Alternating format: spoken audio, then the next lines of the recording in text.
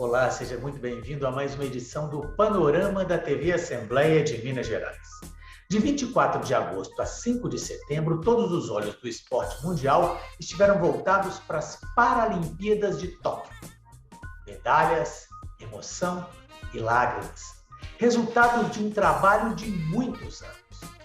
No panorama de hoje, você vai conhecer um pouco mais desse lado glamouroso de uma medalha olímpica, mas também saber que existe um caminho doloroso para se chegar até ela. Nosso programa só está começando.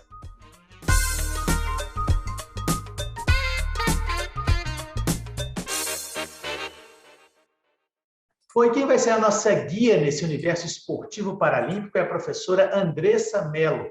Ela é coordenadora de esportes paralímpicos do Centro de Treinamento da UFMG. Andressa, muitíssimo obrigado por nos atender. Andressa, a primeira pergunta que eu gostaria de fazer é a seguinte: para essa Paralimpíadas, os atletas paralímpicos tiveram também o mesmo problema dos atletas olímpicos de se prepararem durante uma pandemia?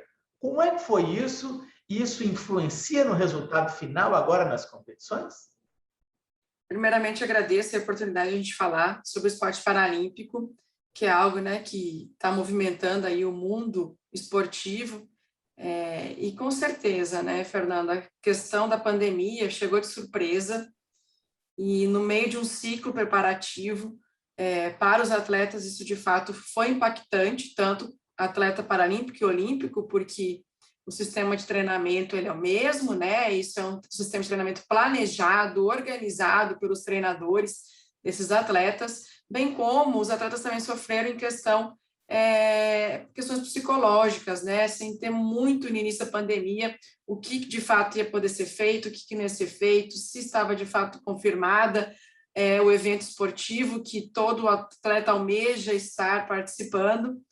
Então, com isso, esses atletas foram, sim, prejudicados, mas a partir que teve o marco do ponto principal de uma nova data, esses atletas eles conseguiram novamente se organizar com as suas equipes de treinadores, equipes multidisciplinares, para que pudesse ser oportunizado um treinamento mais próximo do ideal, até que, aos poucos, os clubes, os centros de treinamentos, os locais onde esses atletas treinam, eles foram abrindo aos poucos e, com certeza, esses atletas que tinham ainda chance de vaga para as Paralimpíadas, Olimpíadas, eles também foram sendo priorizados nesses locais para que o treinamento fosse realizado de uma maneira mais adequada possível, chegando aí na alta performance para essa competição.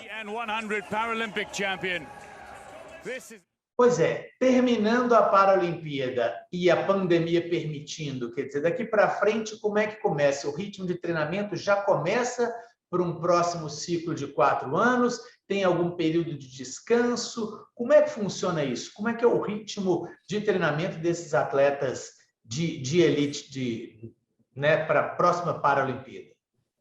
Acredito que isso é uma organização muito peculiar de cada modalidade, de cada atleta com sua equipe, mas com certeza, quando volta de uma grande competição como essa, é feito sim uma pausa para um descanso e uma reorganização para o próximo ciclo. A vantagem é que Paris 2024 é 3 anos, Então, vai ser um ciclo mais curto e que precisa, sim, de um planejamento estratégico para que esse ciclo de 3 anos seja, de fato, bem preparado, bem organizado e que esse atleta continue tendo oportunidade dos locais abertos. Lógico que isso depende muito do controle da pandemia aí, a nível nacional e também a nível internacional, porque o que a gente pôde perceber que a falta de competição devido à pandemia também afetou muitos atletas. Então, o atleta ficar 1 ano e meio sem experimentar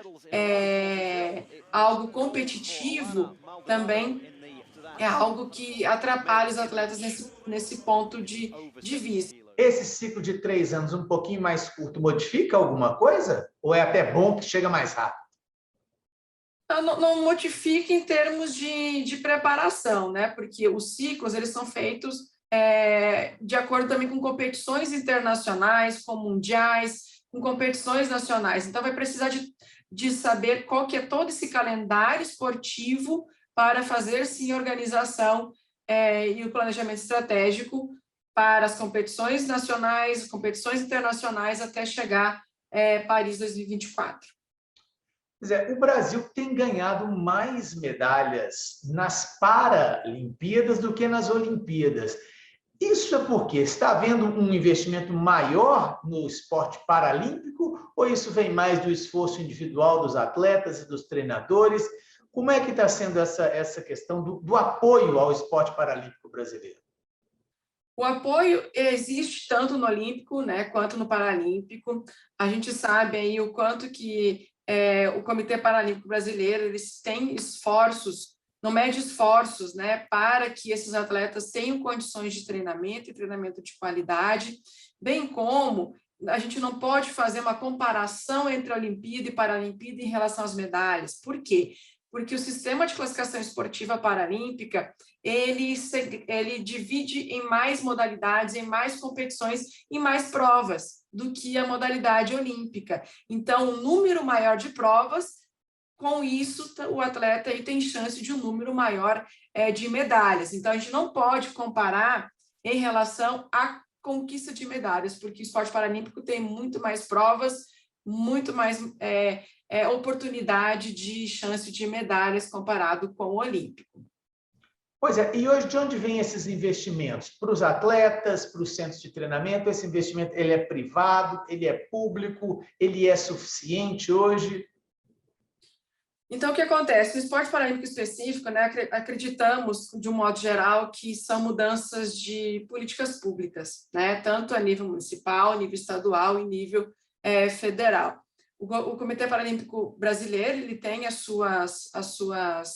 seus órgãos, né, de incentivo, então faz com que ele também se organize e consiga descentralizar esse fomento para as confederações que administram as modalidades paralímpicas. Tá? Então, o recurso ele é distribuído para as modalidades. Também, por exemplo, nós aqui no Centro de Treinamento Esportivo da FMG temos um suporte imensurável do governo federal, então, por meio da Secretaria Nacional de Esporte de Alto Rendimento, então, é o nosso grande fomentador aqui das ações. Então, o Ministério da Cidadania, ele tem esse olhar para o esporte paralímpico, tanto é que já foi criado, né, uma Secretaria Nacional de Paradesporto, hoje, nesse governo atual, fazendo com que esse recurso possa ser descentralizado para todas as regiões do Brasil. Tá? Então, hoje, no Centro de Treinamento Esportivo da FMG, nosso grande apoiador é, sim, o governo federal, então nós temos um recurso para um período aí de 24 meses, para que a gente possa, né, fazer um treinamento tanto no alto rendimento, quanto também receber novos atletas para uma iniciação esportiva. Então, esse fomento vem para isso. Além disso, também temos o suporte do Comitê Paralímpico Brasileiro, no qual eles nos reconhece, né, e como centro de referência paralímpico brasileiro, e ele também nos dá um suporte muito grande na área de formação com os profissionais, na área de organização de estrutura, na área de fornecimento de material esportivo, que isso, né, para o esporte é algo que despende de um custo muito alto. Então, hoje nós temos esse grande suporte, tanto do Ministério da Cidadania quanto do Comitê Paralímpico Brasileiro, para que os atletas possam, com tranquilidade, realizar os seus treinamentos dentro de uma instituição pública, que é a FMG. Então, hoje nós temos aí um projeto que atende atualmente, né, e devido às circunstâncias que a gente está vivendo, de pandemia, 60 para-atletas dentro do seu treinamento, né, distribuídos nas modalidades de atletismo paralímpico, natação paralímpica, levantamento de peso paralímpico e também o para-taekwondo. Por acaso, algum dos atletas que passou aí pelo treinamento paralímpico no centro de treinamento da UFMG está lá nas Paralimpíadas? Tem alguma expectativa de medalha? Como é que você está vendo os seus atletas na competição agora no Japão? A gente teve uma representante classificada para os Jogos, né, então, de Tóquio 2020, que é a Isabela Campos. Ela é uma deficiente visual e ela faz a prova de lançamento de disco, então, no atletismo paralímpico. E acreditamos, né, que só a conquista da Isabela de estar em Tóquio já é uma grande evolução, já é uma grande conquista da atleta e também para os seus treinadores. Então, assim, o Ivan Bertelli, que é o treinador da Isabela, que né, faz toda uma dedicação e empenho para que essa atleta possa estar no alto rendimento, com certeza eles estão de parabéns.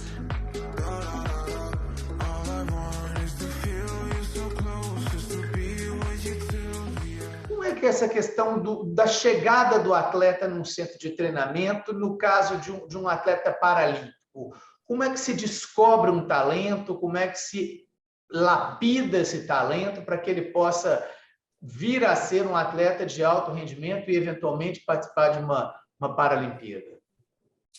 A gente normalmente faz peneiradas, que a gente chama, né, processos seletivos, faz uma chamada aberta para que crianças, jovens, adolescentes ou adultos com deficiência possam vir conhecer as modalidades, né? A partir daí é importante para que ele seja reconhecido como um para-atleta é que ele seja classificado dentro das normas da classificação esportiva paralímpica. Isso tanto para deficientes visuais, deficientes físicos ou deficientes intelectuais, tá? Então, para ser um atleta paralímpico, ele precisa se encaixar nessa classificação esportiva paralímpica. Esse é um dos pontos, né, importantes que deve ser considerado para, a partir desse ponto, trabalhar a especificidade ou da modalidade ou também da deficiência que esse atleta apresenta. Por exemplo, nós temos atletas deficientes visuais que são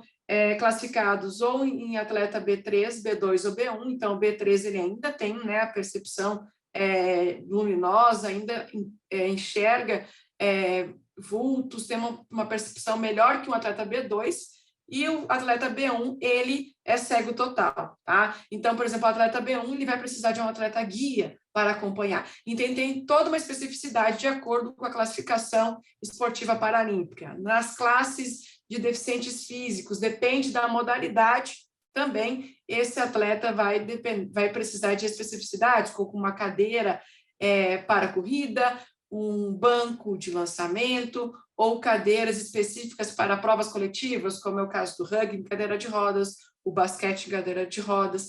Então, depende muito da modalidade, da deficiência, né? E o quanto que a gente cada vez mais tem que enxergar a eficiência desses atletas, né? Eles têm capacidades, são muito eficientes e, com certeza, dando a oportunidade que a gente mais quer, né? Dar essa oportunidade para que cada vez mais pessoas com deficiência possam vir a praticar ou um esporte adaptado, visando a qualidade de vida, inclusão social, aspectos de saúde, ou também visando aí o alto rendimento. A gente sabe que nem todo deficiente vai chegar no alto rendimento, mas é importante que eles conheçam, sim, a prática esportiva adaptada, e dentro da prática esportiva adaptada, alguns se tornarão atletas paralímpicos, né, dentro das modalidades paralímpicas, que hoje a gente tem aí 22 modalidades de verão que podem ser praticadas de maneira oficialmente.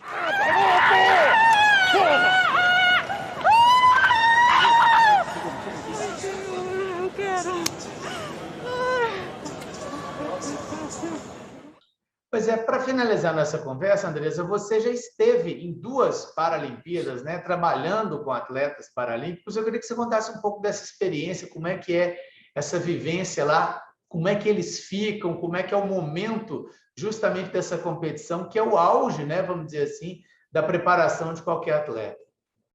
Então, estar numa Paralimpíada, com certeza, é um auge, tanto para o atleta quanto para o profissional que acompanha ele, né? Então, eu tive a oportunidade de estar presente na Paralimpíada de Pequim, 2008, e na Paralimpíada do Rio, 2016, atuando como fisioterapeuta e próximo desses atletas que estão em uma competição tão importante. Então, assim, é sempre para a gente uma enorme honra, né, poder participar daquele momento, mas também um compromisso, uma responsabilidade muito grande, porque muitas vezes é uma ação em conjunta realizada, então, de vários profissionais. Então, acho que isso é muito importante deixar claro, que por trás de um atleta tem uma equipe, né, que dá condição para que ele esteja na sua alta performance. Isso envolve os profissionais de educação física, nutricionistas, psicólogos, fisioterapeutas, médicos, a equipe administrativa também, que está por trás de uma grande competição, e com certeza é fazer o melhor para que esse atleta ele desempenhe o seu mais alto rendimento, a sua melhor performance